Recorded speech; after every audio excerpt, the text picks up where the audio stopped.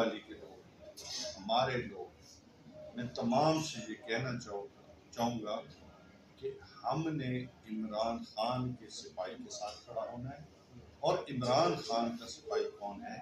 وہ ہے ارسلان، چودھری ارسلان احمد، جن کا انتخابی نشان گیزر ہے۔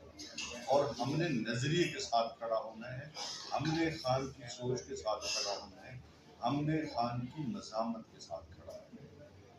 تو میں تمام سے یہ کہوں گا کہ آپ نے نہ صرف ووٹ دینا ہے بلکہ آپ نے نوٹ بھی دینا ہے، اور آپ نے ان کی کمپین کو اپنا الیکشن سمجھ کے چلانا ہے۔